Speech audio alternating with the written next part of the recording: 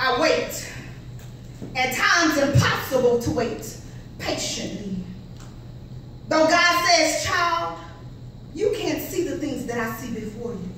On that road you may fall, at that turn you may trip. With that person you may become distracted and begin to only give me lip service. And I need your whole heart. How way that situations and circumstances attempt to tear me apart, strip me from my identity, remind me of who I used to be when God forgave me. Jesus saved me, set me free. How way that he molds and he shapes, for I was created a queen, a king.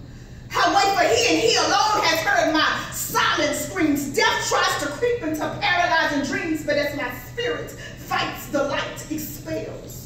The words engrafted within my heart reminds me that God can't fail and I prevail. When the fear within me tries to rise up and keep my mind in a jail cell, I hear the hammering of nails. I see the blood that fell dripping before me, his suffering, so that I might be free.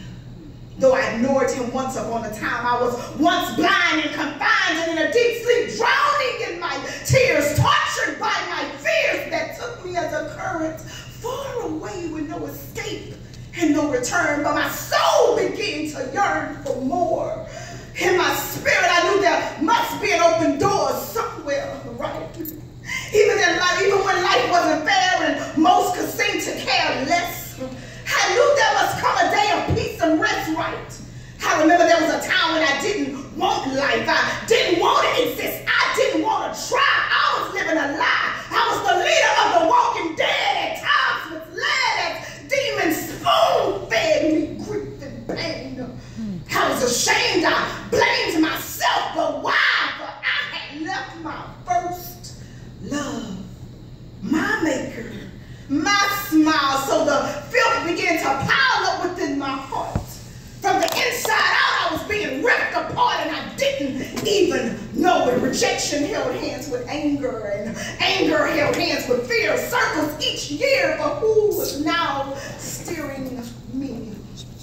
Death and darkness was attempting to blot out my destiny, my purpose, my identity. And then a still small voice said, well, child, you know this is not who you were created or predestined to be. Why do you choose to be empty when you can simply come humbly before me? I'm just telling my story.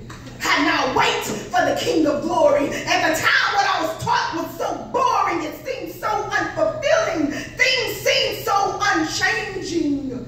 But in my desperation, I was stripped, I was pressed, I was pushed into a world that I didn't think that I was prepared to face. Previously, my life was tangled up like a 2-year-old shoelace, and even then I recognized that God still covered me with his mercy and his grace. In humility, I begin to wait. Because I don't know my ending. I wait for, I don't know his plan.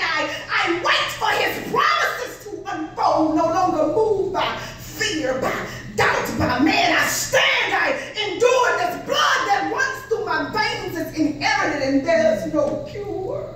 Only through Christ are we made righteous, or we redeemed, or we pure. God is no respecter of person, but in this life we're all searching for something. Before him, I'm talking about me. I said I was nothing, but now I have a smile of truth. I have a peace that's real. I have a faith that isn't defined by what I think, see, or feel. Now I am made whole and not merely just healed. So I wait for my next step, my next set of instructions, my next shift. I choose to use this gift for his glory. For he and he alone has restored me. He filled me when I was empty. He unveiled the real me to me. I wait patiently. Now love flows from my veins fluently. Temptations always present themselves to me, but I resist constantly because I refuse to go back to who I used to be. Yeah. My steps are ordered. My crooked paths are straight. My God is never late. And as connection to the spirit are being made, my paths lie with favor are being paid, lives are being saved. I wait to see the one that beautifully and glory. Like I said, I'm just giving you pieces of my story. Some receive me and yes, some ignore me, but more than anything, I'm just grateful that I'm finally free to be who God created me to be. Just wait on God.